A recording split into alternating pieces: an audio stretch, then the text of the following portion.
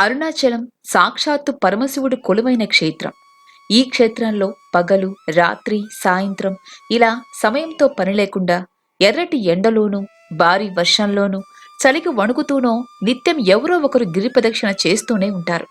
అరుణాచలాన్ని తొలిసారి చూసినప్పుడు చాలా మంది చెప్పే మాట ఇది వేరే ప్రపంచమని. యోగులు, సిద్ధులు, జ్ఞానులు తమ అనుభవాలతో చెప్పిన ఒక నిజమేంటంటే అరుణాచలంకు మనం వెళ్లాలనుకుంటే వెళ్ళలేం, పిలుపు వస్తేనే వెళ్ళగలమని. ఇలాంటి అనుభూతికి కారణమేంటి? వేలాది మంది మళ్లీ మళ్లీ ఇక్కడికి ఎందుకొస్తున్నారు? ఎందుకు ఈ కొండ ఇప్పటికీ ఎంతో మంది అన్వేషకులకు చిక్కుముడిగానే ఉంది? వేల ఏళ్లుగా భక్తులను ఆకర్షించిన ఈ అరుణాచల రహస్యమేంటి? ఈ కొండ వెనుకున్న సత్యాలేంటి? అరుణాచలం పురాణమా, శక్తిస్థలమా, లేక ప్రపంచాన్ని అర్థం చేసుకునే ఒక అంతర్గత యాత్ర? అరుణాచలం అంటే ప్రతి ఒక్కరికి వేరు వేరు అనుభవం. కానీ అందరినీ కలిపే నిజం ఒక్కటే, ఇక్కడ ఏదో చెప్పలేనిది ఉంది అని. ఆ చెప్పలేని రహస్యమేంటో తెలుసుకునే ప్రయాణమే ఇది. ఈ వీడియోలో అరుణాచలం పుణ్యక్షేత్రం గురించి, గిరి రహస్యాల గురించి తెలుసుకుందాం. పంచభూత లింగాలలో అరుణాచలం ఆలయం కూడా ఒకటి. తిరుపతి నుంచి 192 కిలోమీటర్ల దూరంలో, బెంగళూరు నుంచి 202 కిలోమీటర్ల దూరంలో, చెన్నై నుంచి 185 కిలోమీటర్ల దూరంలో ఉంటుంది ఈ దేవాలయం. అరుణాచలం ఆలయం శివునికి అంకితం చేయబడిన అత్యంత పురాతనమైన, పవిత్రమైన పుణ్యక్షేత్రాలలో ఒకటి. పంచభూత క్షేత్రాల్లో ఒకటి ఆంధ్రప్రదేశ్లోని శ్రీకాళహస్తిలో ఉండగా మిగిలిన 4 తమిళనాడులో ఉన్నాయి. ఈ ఆలయం పంచభూత క్షేత్రాలలో అగ్నితత్వానికి ప్రతీకగా చెబుతారు.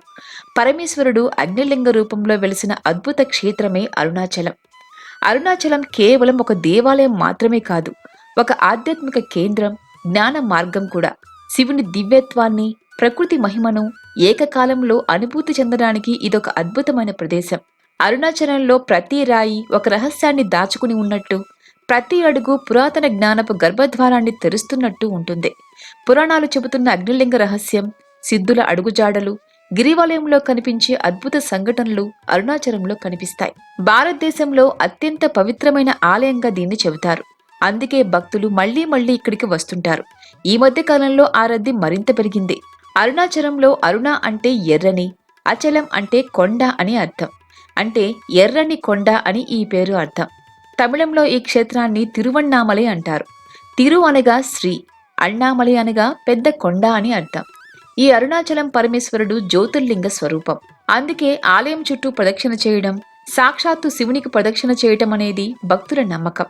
ఇది భారతదేశంలోనే అతిపెద్ద శివాలయం. ఈ ఆలయాన్ని శివుని ఆదేశంతో విశ్వకర్మ నిర్మించాడని అంటారు. దీని చుట్టూ అరుణాచలం అనే పురం ఏర్పడిందని పురాణాలు చెబుతున్నాయి.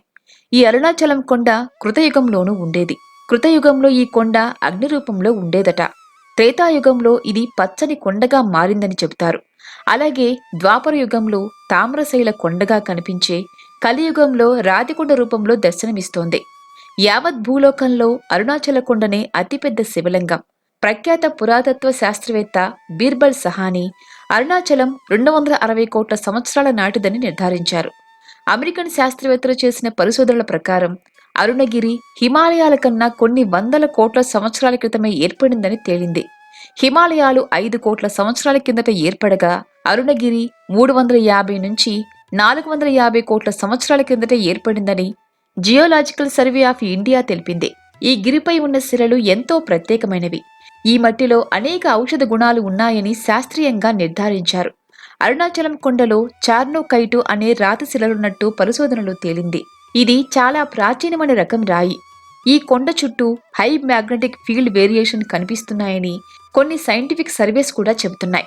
ఆలయం బయట ఎలాంటి వాతావరణ పరిస్థితులున్నా గర్భగుడి మాత్రం ఎప్పుడూ చాలా వేడిగా ఉండి అక్కడికి వెళ్లిన వారికి చెమటలు పడుతుంటాయి. ఇదొక వింతగా చెబుతారు. అరుణాచలం వెళ్లిన వాళ్లు తప్పకుండా గిరి ప్రదక్షిణ చేస్తారు. ఈ కొండ చుట్టూ ప్రదక్షిణ చేయటం ఒక ముఖ్యమైన ఆధ్యాత్మిక క్రియ. దీనికి చాలా ప్రత్యేకత ఉంది. అరుణాచలం ఆలయం వెనుక ఉన్న పవిత్ర కొండపై శివుడు తనను తాను జ్యోతిర్లింగంగా ప్రతిష్ఠించాడని భక్తులు నమ్ముతారు. అందుకే కొండ చుట్టూ ప్రదక్షిణ చేస్తారు. అరుణాచల గిరి ప్రదక్షిణ చేసేవారికి మోక్షం లభిస్తుందని, కోరిన కోరికలన్నీ నెరవేరుతాయని చాలా మంది నమ్ముతారు.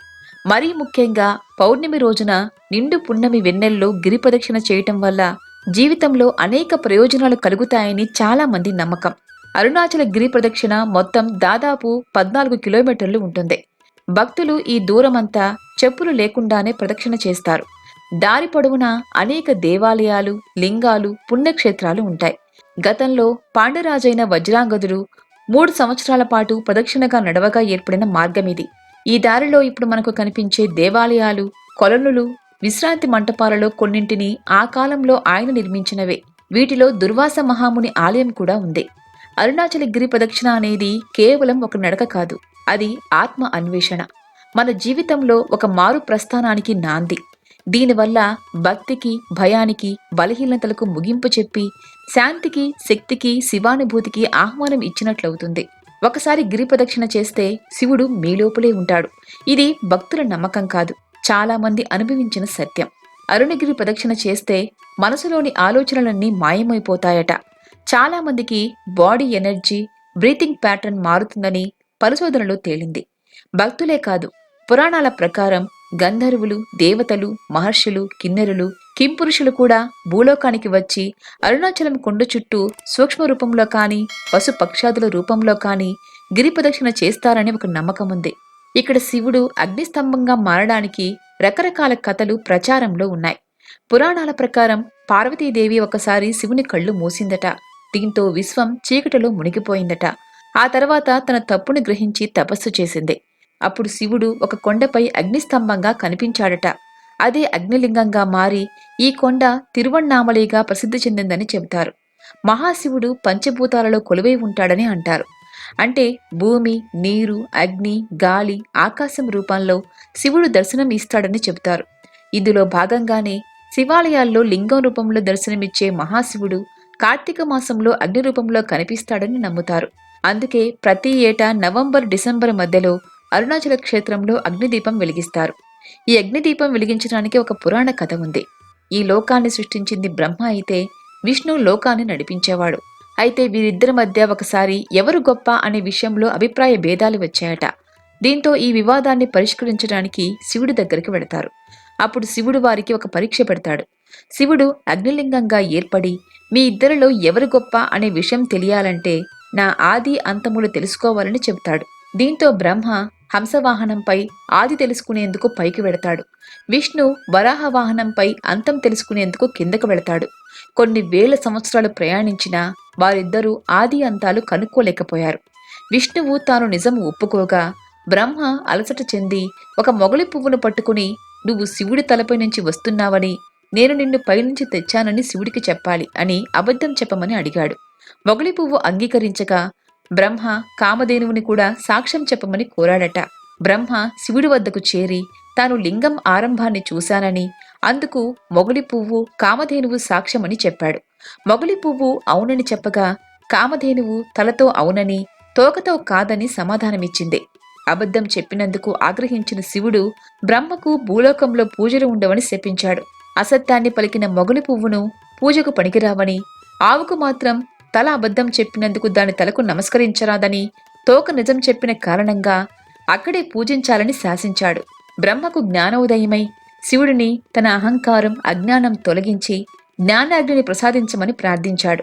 ఈ సంఘటన భూలోకంలో ప్రాచుర్యం కల్పించేలా సకల జనులకు జ్ఞానాన్ని అందించే అగ్నిలింగంగా భూలోకంలో కొలువుదీరాలని కోరాడు. బ్రహ్మ కోరికను మన్నిస్తూ ఆ లయకారుడే అగ్నిలింగంగా అరుణాచలంలో వెలసి సకల జనులకు జ్ఞానాగ్ని కాంతులను ప్రసరింపచేస్తున్నాడు. ప్రధాన ఆలయంలో పార్వతీదేవిని అపిత కుచాంబ అని పిలుస్తారు. ఈ క్షేత్రానికి కాలభైరవుడు క్షేత్రపాలకుడు. అరుణాచలం కేవలం ఒక మామూలు కొండ కాదు, సాక్షాత్ పరమశివుడే అగ్నిలింగ రూపంలో ఇక్కడ వెలిశాడని అంటారు. శివుని అనుమతి లేనిదే ఈ క్షేత్రంలోకి ప్రవేశించడం సాధ్యం కాదని, ఆయన్ని స్మరిస్తే చాలు ముక్తి లభిస్తుందని భక్తుల విశ్వాసం. అరుణాచలం కొండ చుట్టూ లెక్కలేనన్ని తీర్థాలు, ఆలయాలు, ఎత్తైన గోపురాలు ఉన్నాయి. విశ్వంలో అనేక కోట్ల సూర్యులు అరుణాచలం నుంచే అగ్నిశక్తిని పొందుతున్నాయని మూలాలు తెలుపుతున్నాయి. ప్రతి ఆదివారం సూర్య భగవానుడే ఏదో ఒక రూపంలో అరుణాచలం గిరి ప్రదక్షిణ చేస్తాడని నమ్మకం.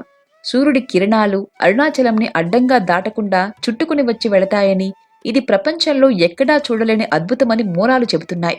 ప్రసిద్ధ తెలుగు ఆధ్యాత్మిక ప్రవచనకారుడు చాగంటి కోటేశ్వరరావు గారి ప్రభావంతో పాటు అనేక తెలుగు కుటుంబాలకు అరుణాచలేశ్వరుడు కుటుంబ దేవతగా ఉండటం వల్ల ఈ మధ్య కాలంలో అరుణాచలం ఆలయానికి తెలుగు భక్తుల సంఖ్య విపరీతంగా పెరిగింది.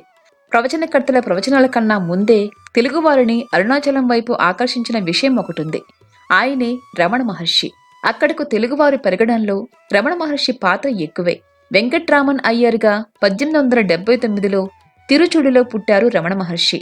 1896లో 16వ ఏట అరుణాచలం అనే పేరు వినగానే ఆయన మనస్సులో ఏదో స్ఫురించి వెంటనే అరుణాచలం వెళ్లిపోయారు. ఆయన అరుణాచలం చేరుకుని అక్కడే ఉండిపోయారు. 1922 నుంచి 1950 వరకు ఆయన సమాధి అయ్యే వరకు రమణ ఆశ్రమంలోనే ఉన్నారు. ఆయన పాతాళలింగం గుహలో కొన్ని నెలలు, విరూపాక్ష గుహలో సుదీర్ఘంగా 17 సంవత్సరాలు సమాధి స్థితిలో ఉన్నారు. రమణ మహర్షి అరుణాచలాన్ని ఇల కైలాసంగా అభివర్ణించారు. భారత్తో పాటు భారతీయ ఆధ్యాత్మికతపై ఆసక్తి ఉన్న విదేశీయులు కూడా పెద్ద ఎత్తున ఈయన దర్శించుకునేవారు. ఆయన సమాధి ఈ ఆశ్రమంలోనే ఉంది. నేను అనే దాని గురించి తెలుసుకోవటం, మౌనం ప్రాధాన్యం వంటి వాటిపై ఆయన బోధించేవారు. ఆయన స్వయంగా తెలుగు మాట్లాడడంతో పాటు తెలుగులో రాసేవాళ్లు కూడా. తెలుగు భక్తుల కోసం ఆయన చేతిరాత ప్రతులను స్కాన్ చేసి పుస్తకాలు ఇస్తారు ఆశ్రమం వారు. ఉమ్మడి మద్రాసు రాష్ట్రంలో ఆంధ్ర, తమిళనాడు కలిసి ఉన్నప్పటి నుంచే ఆయనకు ఇక్కడ భక్తులు ఉండేవారు. చాలా తెలుగు కుటుంబాలకు అరుణాచలేశ్వర స్వామి కులదైవం. ఈ మధ్య కాలంలో అరుణాచలంలోని కొన్ని దుకాణాల్లో తెలుగు బోర్డులు పెట్టడంపై తమిళుల నుంచి విమర్శలు వచ్చాయి. ఓ తెలుగు భక్తుడిపై దాడి కూడా కలకలం రేపింది. ఇలాంటి కొన్ని ఘటనలు తప్ప ఈ క్షేత్రం ఆద్యాంతం అద్భుతం. ఈ క్షేత్రంలో ప్రతి శిల శివలింగమే. తీసుకున్న ఆహారం అమృతమే. ఏమీ మాట్లాడుకున్నా శివస్తోత్రమే. ఏ కర్మ చేసినా శివ పూజయే. అరుణాచలం దర్శనం చేయగలిగితే ఇక మరొక జన్మ ఉండదని నమ్మకం. అరుణాచలం అనేది శివుని విగ్రహం కాదు, శివుని ఉనికి. ఈ ఉనికిని తాకగలిగింది కంటితో కాదు, అంతరంతో మాత్రమే.